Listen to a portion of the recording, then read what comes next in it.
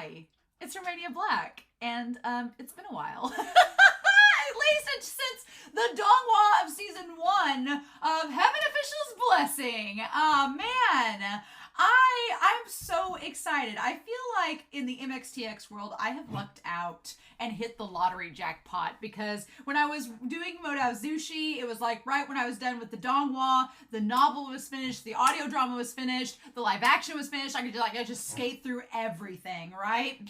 And then with Heaven Official's Blessing, I have been, after I finished the donghua, season 1, I started in on the novel, and the audio drama was on hiatus for a while, and now it's back, and I'm going to get to it eventually, and the manhwa's been coming back and forth, and now there's the donghua season 2. So I'm really excited. I'm looking forward to this.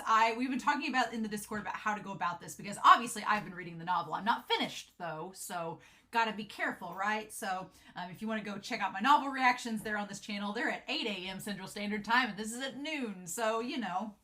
But we talked about it on the Discord, and I am going to go into this donghua reacting as if I'm just coming off of season 1, because several of you watching are probably donghua only.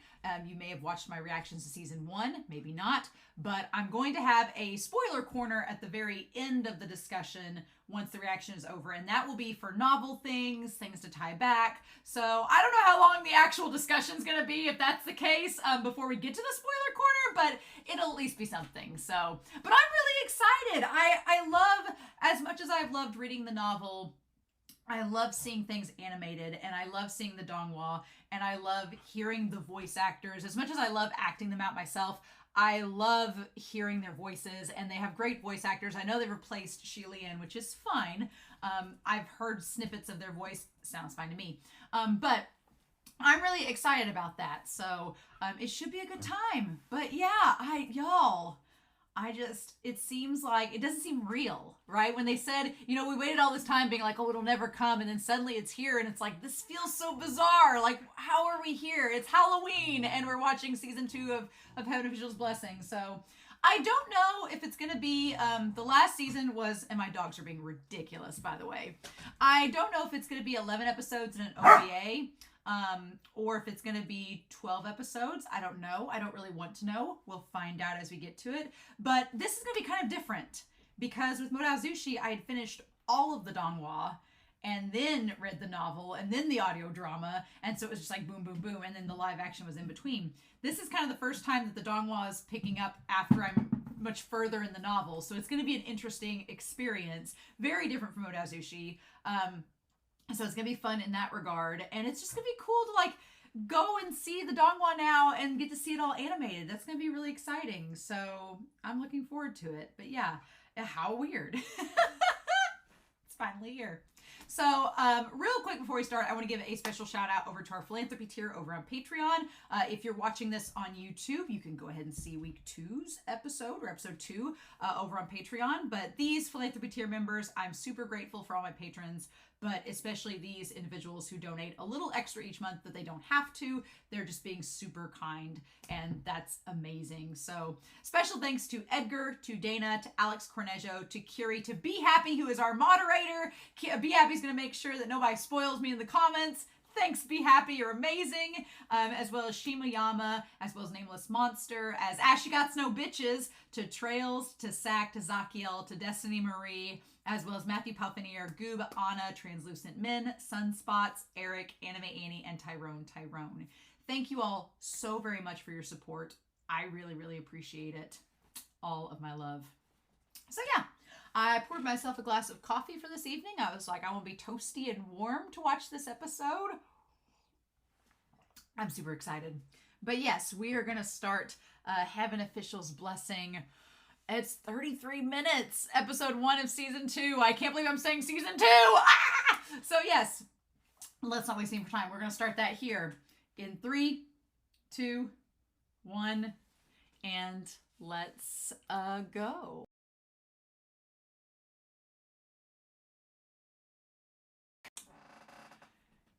This is going to be very hard. Oh my gosh. Ah! Okay. I'm going to be honest, y'all. This is going to be a very different experience than Modao-zushi's donghua, because with Modao-zushi, I watched the donghua first, like all 3 seasons, got into that, and then got into the novel and the live action. And with the live action, it was very much like, well, I've watched the donghua and I'm reading the novel. So in the live action, it was just talking about all the things to come, and it was very spoilery. So but I assume that most of the people that have watched The Untamed have seen the source material. With this, it's a very different experience. The whole time, I'm not gonna lie, this series is gonna be a test of my poker face. Test of my poker face, because there's so much I want to talk to you all about in the spoiler corner. That's going to make the general discussion not so long, because I'm like, well, I kind of know what's going on, but there's still stuff to talk about. But man, the spoiler corner is going to be a fun time with this series. But I understand that a lot of you, some of you watching, I don't know the ratio of how many of you watching have read the novel or not. I would be very curious in the comment down below if you want to let me know if you're donghua only. I guess that would be a very good thing to know, because I'm going into this, I'm in volume 7 of the series right now, volume 7 of 8 at the moment as I'm reading. And so I'm not fully done with the story, but I know quite a bit that's happened so far, which has made going back to this episode amazing for a lot of reasons, to go back and revisit some things.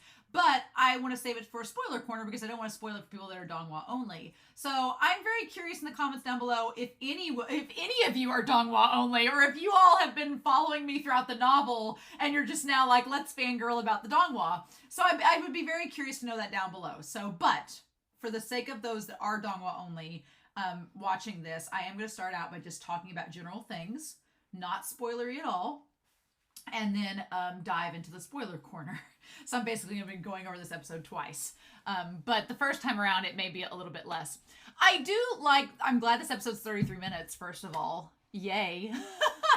I also like that this episode, how it's bookended, right? There's 3 separate parts. It kind of like bookends itself. You start out with the Poochie Shrine, sweet, sweet, innocent Poochie Shrine. There's this little drab space that Shilian feels so cozy and at home in, right? He just feels kind of cozy there. It's like a second home to him. It's not much, but but Shilian feels connected to it, right? And him and San Long are connected as well through it. And then you go back to the Heavenly Realm, and Junwoo's like, oh, I fixed up your palace for you. And it just seems like Shilian's like, oh, cool, thanks. But it doesn't have that like same warm and cozy feeling, right? And then you go to the Ghost City. We end the episode bookending the simple Poochie Shrine with San Long and Shilian hanging out, to the elaborate Ghost City with this giant gambling den and all this luxurious accolades. And then there's San Long on his throne like, hello, Gege. It's like, ha! And it's just like this, it doesn't exactly have a cozy feel to it. It has a warmth to it, but I don't know if the warmth has a darkness as well, which is fascinating, right? But I just like that the episode is bookended with that. It's really, really good. It took me a second to like revisit the characters in this. Know that Ling Wen, that he went back, and then I was like, oh yeah, Pei Su kind of goofed. Pei Su kind of goofed and went up. I'm going to talk about the OP in the spoiler corner. Just going to say that. But we talked about it. I feel so bad for Shilian, though, because we followed Shilian around all of season 1, and he's a little cinnamon roll deity, and everyone in the Heavenly Court is just kind of the worst. They're kind of the worst, right? I think it's an interesting contrast to the Ghost City. In the Ghost City, what's the fascinating contrast is that you have everyone in the Heavenly Realm like stays away from Shilian, and they don't want to be near him. They're like, no, like stay away. And they know who he is, right? They know who he is, but they also know he's not going to be harmful to them. They're in the Heavenly Court. So it's such a fascinating contrast that you have the people that are supposedly in heaven that won't have anything to do with Shilian and want to like avoid him. And then you have the Ghost City of these like gnarly, nasty demons, and they just like buddy up with Shilian. They're like, hey, let me show you around. Let's who did your facial? Like all this stuff, right? That they just instantly are accepting of Shilian. Like he's a stranger, but they're not like scared of him, right? Whereas the people that know him are just like, ew, no. It's a fascinating contrast, right? It's a fascinating contrast. Now, does that mean that the ghosts are saints? Oh no, they're gambling body parts and like in the gambler's den, right? Absolutely not. But it's just fascinating how they treat Shilian. And Shilian almost seems more welcome in the Ghost City, probably because it's ran by Hua Chong. But it's fascinating, right? It truly is. It's good to see Ling Wen again. Glad to see her, and I'm glad that she follows Shilian up to the palace. I'm glad she's like, let's go together. Like it's Ling Wen is like the one person there in the heavenly realm at this time that just kind of is like, let's go. Now we do have the entrance of the mysterious young man who falls asleep at the meeting. Like, what are you doing? I guess you couldn't be bothered to be awake during the whole thing of it. And they do make a note of it that he is, he's similar to Shilian and that he's the crown prince of his kingdom, Yongin, and that he was the crown prince, and that everybody's like, oh my gosh, look at him. Oh my gosh, Tai Hua, he's great. And then Shilian's just garbage. So it's like, you're setting up these parallels with this character as well, even though we don't get a lot with him yet, right? And then we come in. Oh, it was funny they called him Shinwoo in the Crunchyroll subtitles, but it's Crunchyroll, so whatever, but we know it's Junwoo. Daddy Junwoo. Looking all mighty fine, and looking like he just couldn't be bothered. I feel for Junwoo having to be like, oh my god, I have to deal with all of this. Okay. All right, fine. He just seems so above it in this moment. Like, Pei Ming shows up, swinging himself around, being like, but my great descendant, and the descendant's like, nah, I goofed. And it's like, I've worked with parents at work that try to defend their kids, be like, my kid did nothing wrong. And the kid's like, I actually messed up. It's like, shut up, I'm defending you. You did nothing wrong. It's like, that's Pei Ming. And Junwoo sees right through it. He's like, yeah, okay, no. Because they think they're going to exile Pei-su. Pei-su doesn't seem bothered with being exiled. He's like, I'm like, Pei-su just wants to go back to Banyu. Let him do that. Like, let him do it. It's like, come on now. Come on, Pei Ming. Understand what love is, right? Pei Ming's just a womanizer. But he doesn't understand true love like that, right? And so then we have the Windmaster show up. Now, I'm sorry if I gave away knowing the Windmaster, but that part I was like, oh yeah, it's the Windmaster. What's interesting is they change the Windmaster's eye color from being in their male form to female form.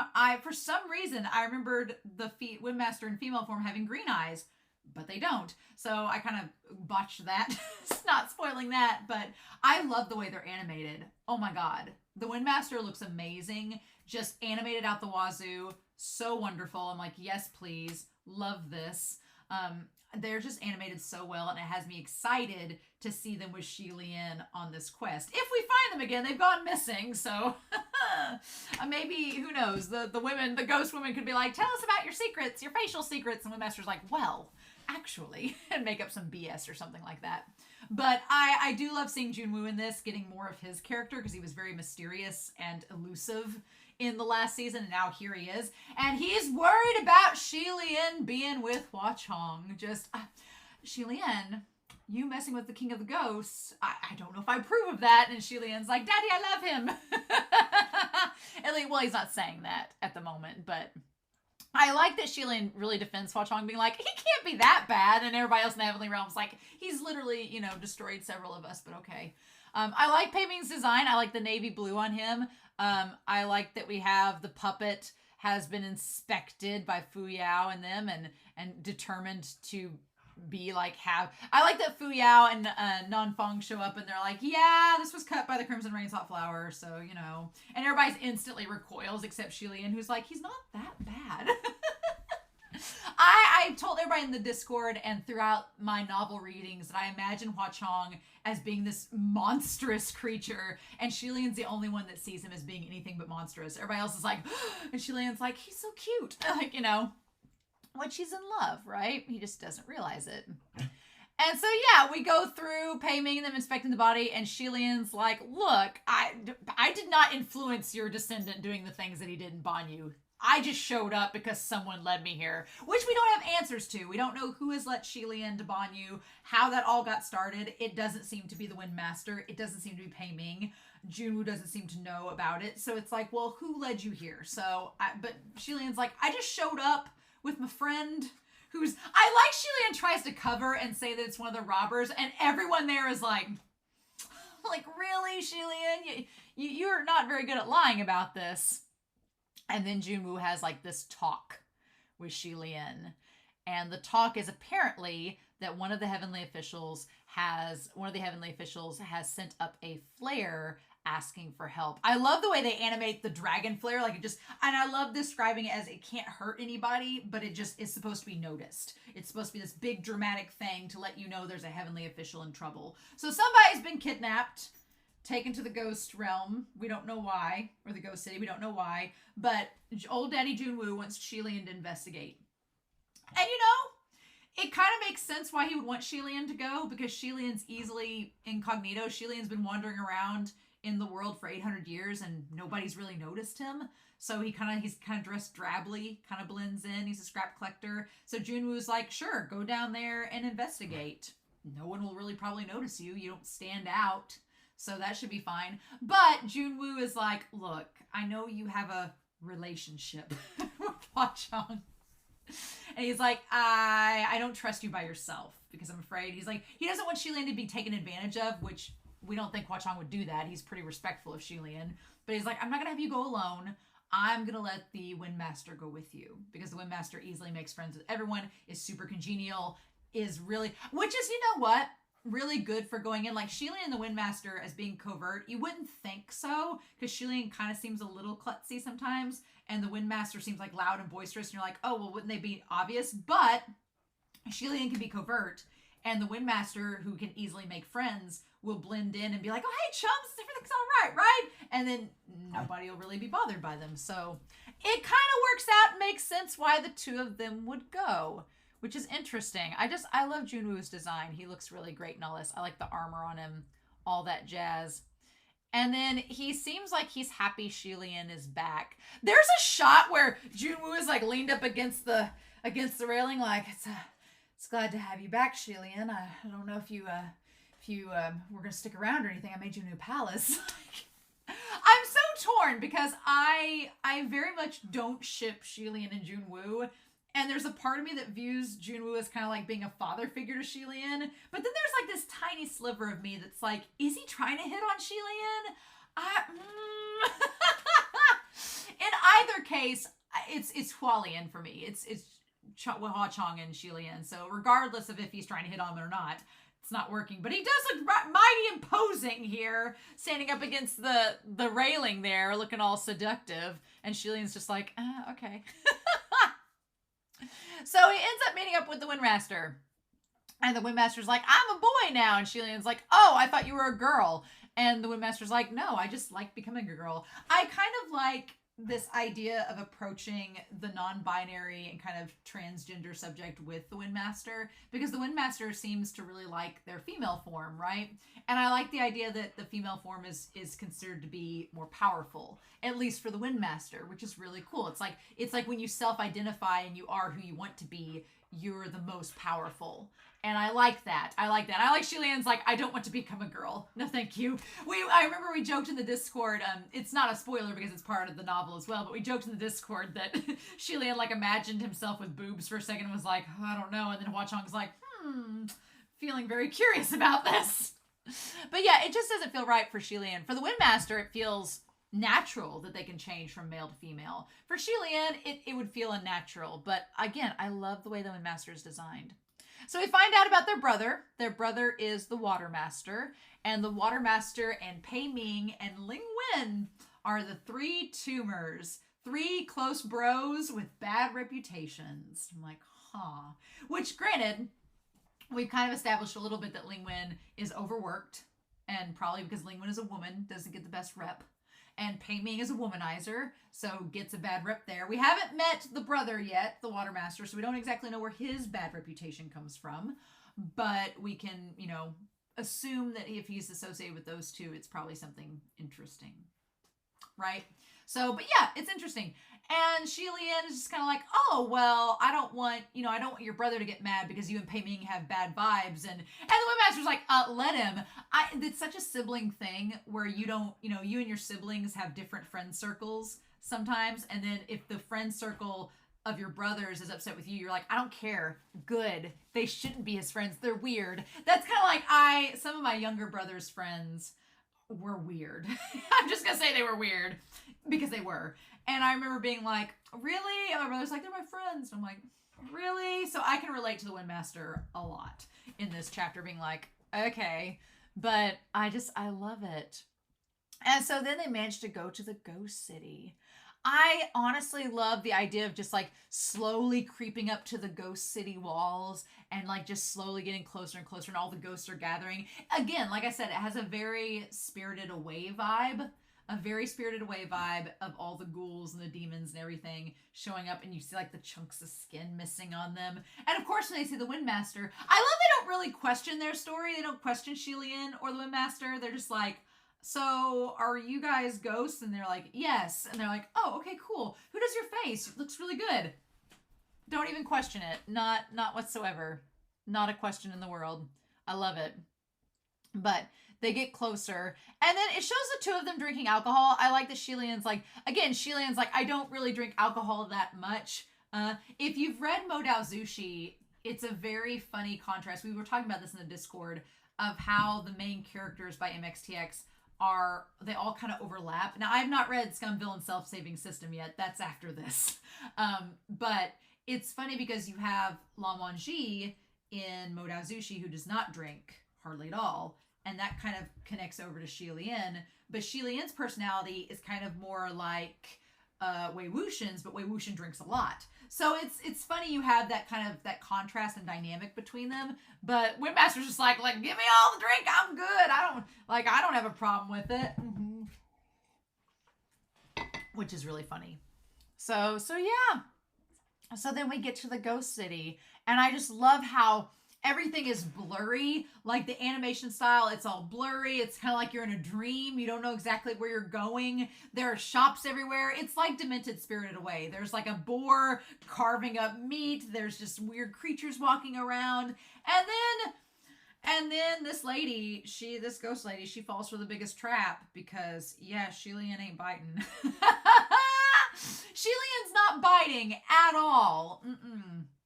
Now, I know we're going to talk about in spoiler corner, but those of you that are donghua-only, I feel like I should go ahead and say it because the subtitles do not do it justice. When Shelian is harassed by the female ghost over and over again, he says, I have a medical condition, and that gets everybody to recoil and be like, oh, why didn't you say so? And they leave. I guess there was no other way to say it in this without being like, but in the novel, the medical condition that Shelian has is he says he's impotent. He can't get it up. So, and he says that in the book, he says he does that a lot. And it's like, what? So I thought that was really funny because then as soon as he says that, the ghosts are all like, never mind, whatever. And I'm like, Shelian, torturing yourself by telling this lie that is not true. I'm like, what are you doing? But then the ghost leaves him alone, and she just goes along her merry way, right? And just goes right along. She's animated really pretty, though. She really is. And then I liked this little girl with what's so cool is the girl that shows up to show him around the gambler's den. She has like, I don't know if it's a bow or if it's an ornament, but it looks like little fungi, little mushrooms coming out of her head. It's like the one creepy element of her. She looks totally normal, like she should totally be alive, but she has these little mushrooms coming out of her head. So I'm like, does her brain have a fungus? Is she a zombie? That's so freaking cool. I love that design. And then the cool thing is, the thing that I love most about this episode is the trailer's over. The trailer that I saw like a year ago that had the image of Pei Ming just dropping the puppet of Pei Su from the ceiling, the image of Jun Woo, Hua Chong man spreading and just letting the winds just go up his body for his gege. Like all that imagery we've cut out in the first episode. Done. Now everything else from here on in, complete surprise. And I'm so ready for it. I'm so ready for it. But yeah, I just like that Hua Chong's like, oh, I wish something exciting would happen. Oh, Gege's here? Oh, great. Gotta make an appearance now. And I like that the woman had no effect on Shelian whatsoever. But the moment that Hua Chong, like the wind flutters near Hua Chong's silvery boots, Shelian's like, what is this feeling? And we have some guy that's willing to bet his hand on the table, and this episode went by way too fast. Way too quickly. So we have new heavenly official that has been sleeping in the meeting. Junwoo has sent Shelian and the Windmaster to go investigate this missing heavenly official in the ghost city. Hua Chong has shown up and been like, Gege, welcome to my home. And Pei Ming is Pei Ming. Oh my god. I will say this. Like I said, we have a lot to talk about in the spoiler corner. But I remember reading this part of the novel with Pei Ming and getting so frustrated because I was like, Pei Ming, your descendant did wrong. He knows he did wrong. Let him serve his time. Let him do his community service in exile and leave Banyu alone. Like, she didn't do anything to you. But yeah, so I have a lot to talk about in the spoiler corner. So if you are sticking around for the spoiler corner, haha. But if not, I hope you guys are excited as I am. I'm going to try to be as spoiler free in the reactions as I can. I'm going to be like, oh, a lot. But I hope that you all enjoyed this reaction discussion. I still have plenty more to talk about with novel spoilers, but that's going to be its own thing from here on in. But if you're not sticking around, I'm excited to see you all next week. This is going to be such a treat. I can't believe we're here. I'm so excited. Let's see it all animated. Let's go. But that's what we're going to do. So if you're doing that, thank you so much for stopping by and watching this. I hope you all have a wonderful week. Please stay safe. Take care. And I'll be back next week with episode 2 of Heaven and Social Blessing. If you're sticking around for the spoiler corner, like I said, this is going to be hard. Oh my God!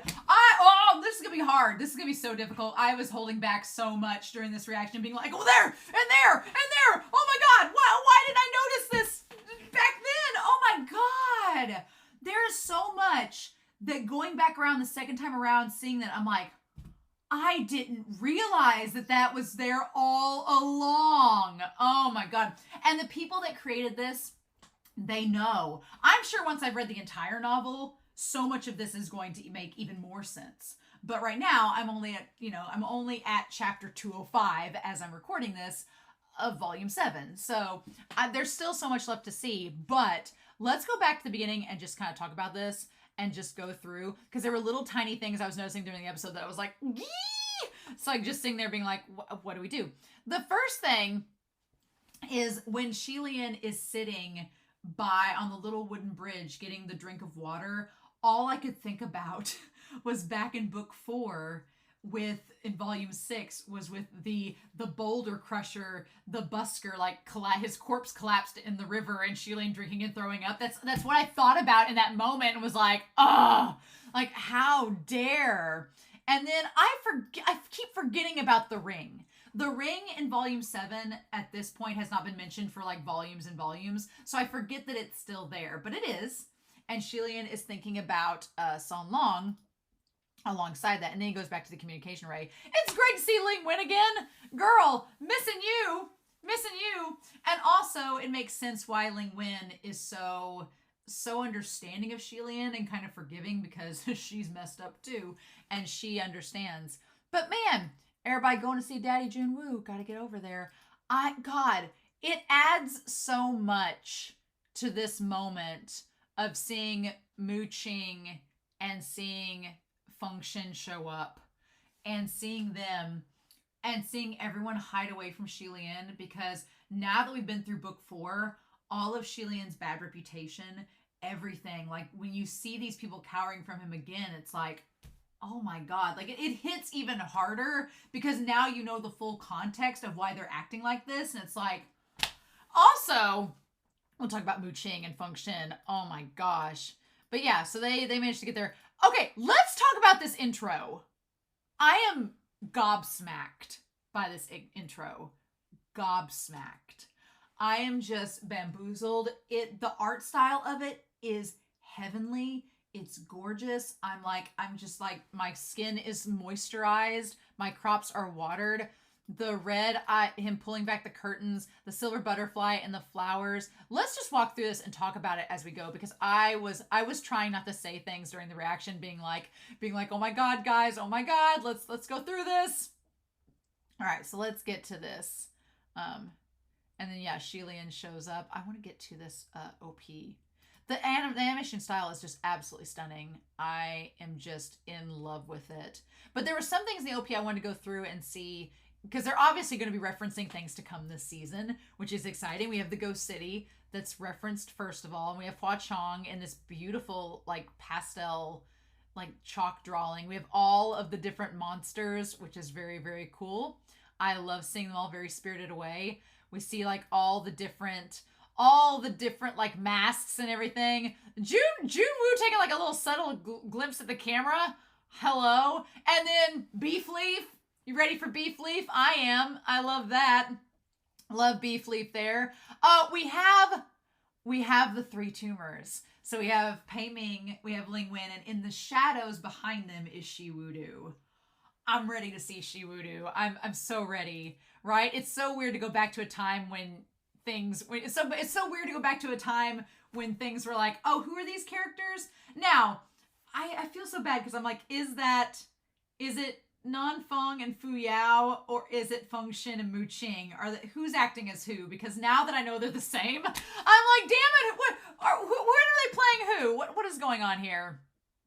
And of course, they're looking away from one another. And then we have Hua Chong's red eye glowing, and the fire, and then we have the mask of like the demon mask with the lightning. We have Shilian. We have someone crying. We have Shilian going in with the sword. And then we have, the one place that's destroyed, I'm like, is that the Pushi Shrine? We're getting to the Gilded Banquet, right? Because there's him with the Goshi mask. Yes, oh my God, I'm so excited. And then we have the Golden Eyes, which is Lan Chu, right? And then, yep, them slicing down, Shilian, all the seasons passing, and then looking beyond, and then Hua Chong and Shilian together.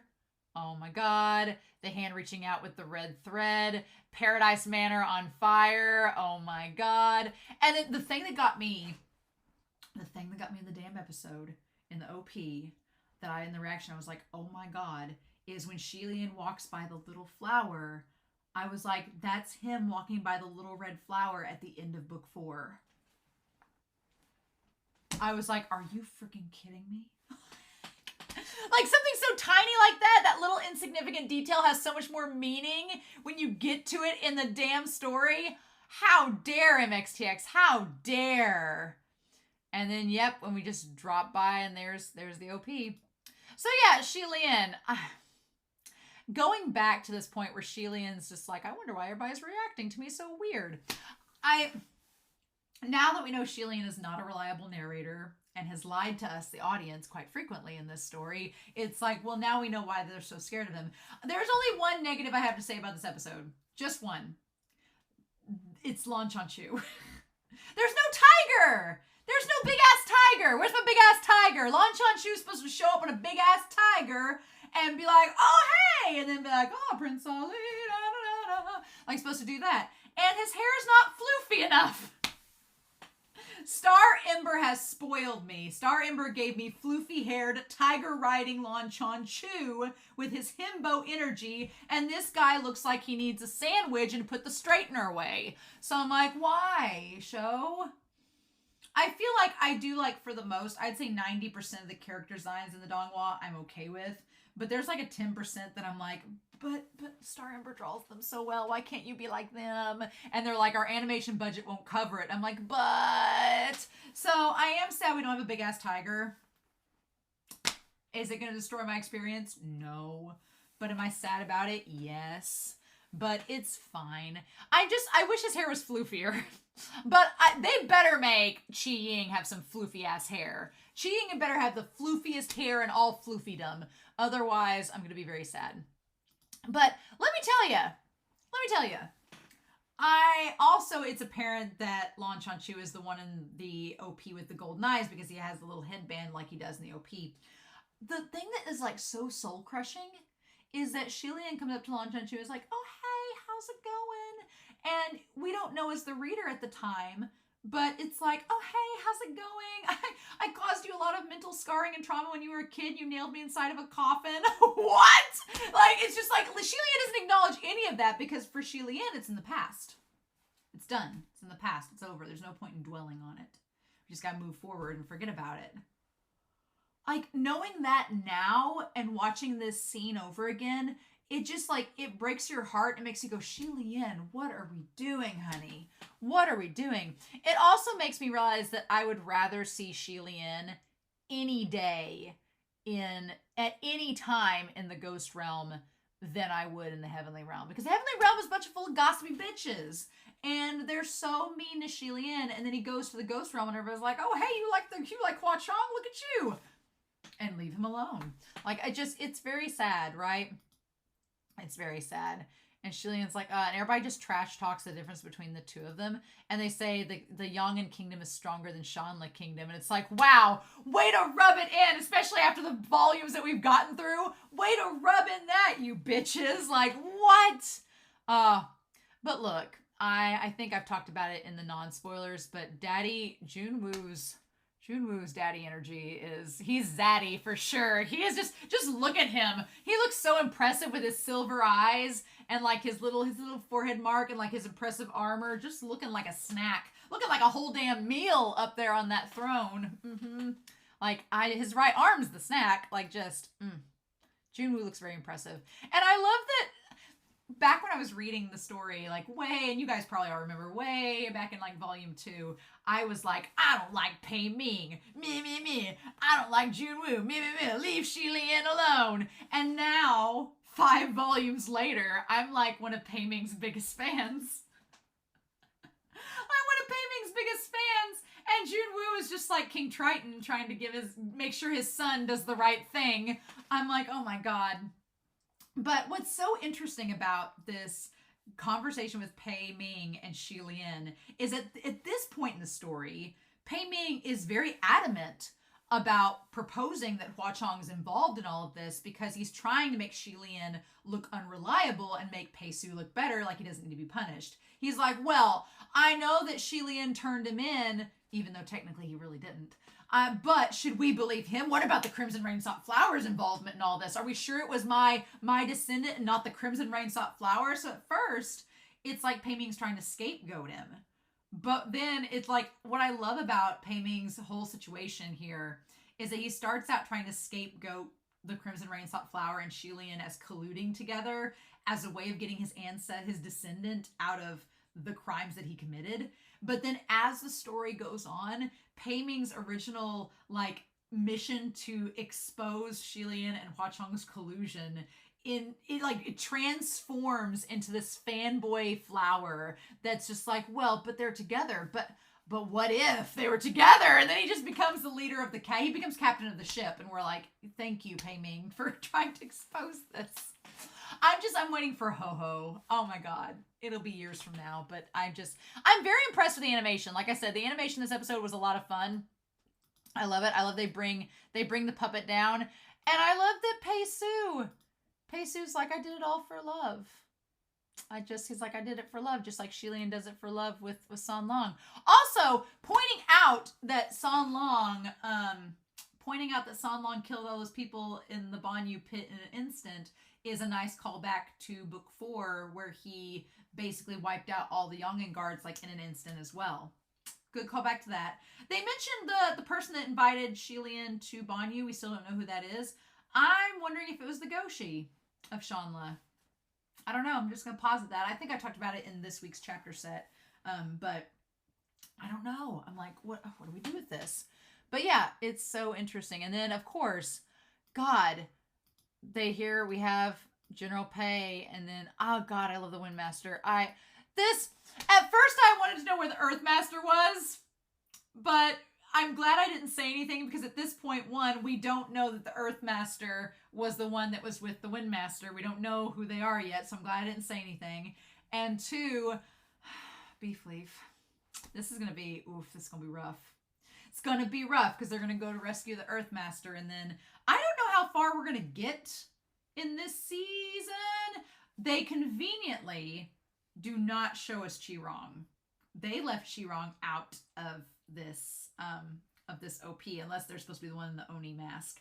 They left Chi-Rong out of this OP, which is a fascinating decision, a smart decision, because we know we're going to get Chi-Rong in this. But I'm so excited for that. I cannot wait to see Chi-Rong animated. You all don't know. It's going to be very hard for me to hide the fangirl of Chi-Rong animated. It's going to be hard to hide it. I'm going to freak out. It's just going to be hard to hide it. So the donghua people that are donghua only, I'm sorry. I just don't think I'm going to be holding my inner fangirl. But I love seeing the Windmaster here. It makes me sad knowing. And the thing about it is, there's so many examples of what's so crazy is that we see in the Ghost City, it's made known that the Windmaster easily makes friends with people. And I just finished the chapter where they show back up in chapter 205, having made friends with all the beggars. So it's just that character trait getting brought up here and then getting brought back later. Oh, it's so good. But okay, so Pei Ming says, General Nan Yang and General Zhang Jin, please come forward and help me out and identify, this is a puppet, and identify the Crimson Rain Sought Flower, since you're the only two who have encountered him that are still around, because the other 33 are not. But here's the hilarious thing. When they show up to inspect the body, I wanted to call them Fu Yao and Nan Fong, because they look exactly the same.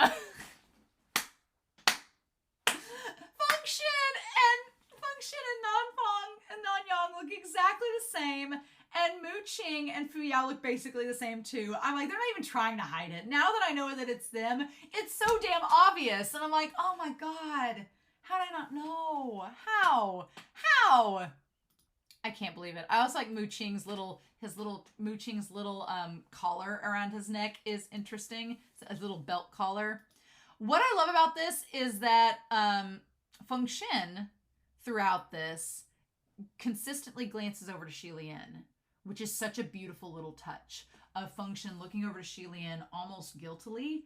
And we find out later from Ling Wen that or that Feng Xin rather, we find out later that Feng Xin didn't make Xi Lian pay back all the merits. And that part blew my mind going back to it, because I'm like, yes, because Xi Lian and Feng Xin had to busk for money, and Feng Xin knows how hard it was for them to get that money raised and how much it hurt Xi Lian and wrecked everything. So of course he would pay off the merits so that Xi Lian wouldn't have to go back and do that. I was like, oh my God, like going back to that and rereading it and re-seeing it here. And then seeing the little glances that Feng Xin throws Xi Lian's way, like he feels guilty because he knows he left him. Mu Qing can't dwell upon it, because if he does, he'll just get really upset. So instead he's just like, it's in the past, whatever. And they kind of look at each other like they both know the Crimson Rain Sought Flower, but God, I can't wait to see their reaction to the kiss. I'm just so excited. And then, and they identify the body, and they're like, it's him, the deadly scimitar. I really love the shot of the Windmaster looking down with the green eyes. Gorgeous. Gorgeous. Love how they are drawn in this. It's great. I was trying to see if there's anybody in the crowd that stood out, but not really. And so then, of course, Pei Ming tries to, like, make things more complicated. And Xi Lian's like, look, we were just having fun trying to figure out things. But Xi Lian's like, I've not been deceived by the Crimson Rain Sought Flower. What Pei Jr. did was Pei Jr. alone. So quit trying to get me involved in your stuff. And then Pei Su's like, I did this myself. Bless him. Anyway, Junwoo just looks done. Junwoo's just like, whatever. And it's so interesting because now that we know that Junwoo knows so much about the past. It's like, it's interesting to see how he interacts with others and lets certain situations go and certain situations stay. And he's fine with it. It's fascinating to me. So yeah, I still wish that Lan Chanchu had fluffier hair, but whatever. He shares this moment with Xi Lian that makes things so much more awkward looking back. And then Xi Lian kneeling to Junwoo, and Junwoo's like, Shanla, it's fine. Like, again, going back to Xi Lian says, I know I did wrong. And it's almost like Junwoo saying, like I told you before, back in book 4, as long as you admit that you knew what was wrong, it's fine now. And Xi Lian's like, no, it's not that simple. What's interesting here is that they go through the whole thing with the dragon, and I'm like, oh my God, getting set up for this. What's so interesting here is when he talks about the scimitar. Like, he talks about, like, the heavenly official's last resort. Junwoo is also really tall, like a really tall-ass man, right? And we see all of the, like, the backgrounds of different heavenly officials. Okay, what does he say here? I forgot about this. He said, besides the Rain Master and the Earth Master, who are known for their elusive nature. And it's the Earth Master who's the one that's been kidnapped.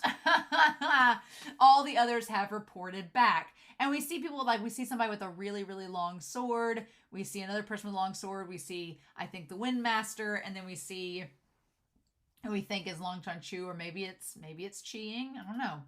I can't wait to see Chi-Ying in this. And then he says the Ghost City with all these shady characters. And I love the Shi Lian's he's like, well, Hua Chong's not that shady. So yeah, but then Junwoo talks about the deadly scimitar. I wanted to make note of that, where he says, just make sure that you don't touch the deadly scimitar. He's like, you have a tendency to do things, that you're not supposed to do. And what does he say there? He's like, you should thank Nanyang he didn't have you repay the rest. But yeah, he says the deadly scimitar, it was born from destruction. It was born from all the resentful souls. So I'm like, a part of me thinks, because one thing that I'm going to talk about in the next chapter set of the novel is the sword that pierced Shi Lian. The sword that pierced Shi Lian that Bai Wusheng did. It's one that Hua Chong ends up with. I'm like, was that the basis for Ming? And Hua Chong took his eye and fused it with the sword that stabbed Shi Lian, and that created Ming? Don't answer this question for me. I'm going to find out in the novel. I'm just positing a theory that came to me in this episode, because he says the scimitar was born of blood and a blood ritual and sacrificing. I'm like, could the souls that were sacrificed be the one from the temple that stabbed Shi Lian and that created Ming? Kind of like how Rui was born. Could Ming have been born from blood but also love and devotion? Just like Rui was born from blood and death but also love? Could they both have been born from both of those things? Because Ming is really fond of Shi Lian, kind of like Rui. So maybe, possibly. We'll see. But we'll just have to wait and see, I guess, huh? And so, yeah, then the Windmaster shows up. For a second there, I thought Shi Lian was going to go in the temple, but then I was thinking of when he comes back and Hua Chong plucks him out and rescues him, right? Which I think we're going to get to in this season, but it's just going to take some time. We cover a lot of ground in this first episode. Next episode is going to be the Ghost Den, the casino with Shi Lian and Hua Chong, which should be a lot of fun. But man, it just feels so nostalgic. It feels so nostalgic, mentioning the tumors, the Wind Master, getting the preview of the Water Master, or they mentioned the Rain Master that was elusive in nature, right? That doesn't normally show up. But it's so weird that we're getting all these callbacks, and it's been nearly a year since I've read this part of the story. So it's just weird to go back to it, right? And then whether it's God or human or ghost, you have to take responsibility. Okay, this part here I wanted to go on. Because the Windmaster says that Pei Ming wanted to frame Banyu to save Pei Jr., and that's not acceptable. Whether you're man, God, or ghost, you have to take responsibility for your actions. And I was like, the irony of that statement, now that you know that Shi Wudu sacrificed Heshan to save the Windmaster and did not take responsibility for their actions, makes that line so much crazier. It's like, oh my God, it's all going to come full circle when Heshan is like, yeah, that thing you talked about Pei Ming and Pei Su and Banyu, yeah, this is your brother doing the same thing, and now he's going to pay for his actions.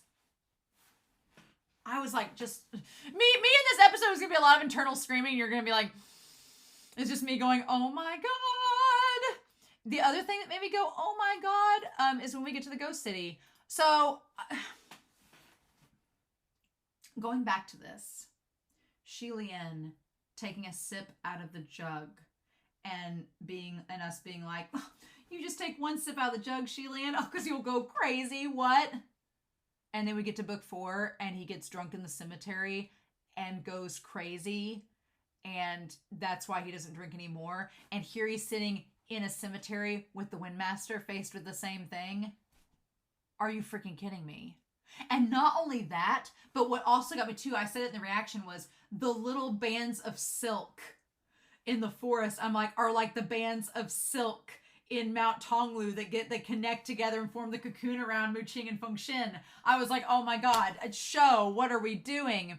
And then we get inside the Ghost City, like we have the girls following whatever, And then they managed to get inside. And we have Jean-Lon. Oh my God, Jean-Lon. I love that they showed us the boar like cutting up the human parts and serving it. They couldn't show us a human hand or anything because censorship, but they did show us the boar. That was really cute. And the chicken walking around, that was great too. The stew full of eyes. I was like, is it supposed to represent Hua Chong, like his eyesight being, abandoned? But then we have Jean-Lon. And the irony of Jean-Lon, oh my God. She's like, Jean-Lon's character in this episode reminds me of Joanna not Joanna, but his wife in Sweeney Todd, where she's like, don't I know you? Like, she like coming up to Shilian, like she knows him, they should know each other from the past, but she doesn't recognize him. And I'm like, oh my God, because she was one of the women that could have been his consort. And he said no. And then knowing that she's the one that gets with Function and the corpse spirit, I'm like, oh my God, the fetus spirit. Oh my God, I just, they make her look pretty in this, which, good for them. I'm glad Jean-Lon looks pretty here, but in the novel, she's made up to be like the caked on makeup and just seems very clownish. And here, she really looks pretty. So I'm like, anime, you made her too pretty. She doesn't look gruesome enough, right? And Shilian's like, I'm not into ladies. But oh my God, I can't believe we met her this early on in the series, and she's gonna come back and be like there are a few moments, I take that back. There are a few moments where she has wrinkles on her face and she looks older and you can tell the makeup, but there's a few moments she looks really pretty. But it's like, I can't believe we met her so early in the story and she's become such like a part of it, right? She just seemed like this one-off character that was used as a joke about Shilian's medical condition, and yet she's going to come back and be this integral player. It's crazy, right? Absolutely insane. But yeah, we get inside, we get to the gambler's den, and the handwriting on the door. The handwriting's really bad, and Shilian's like, oh God, that looks awful.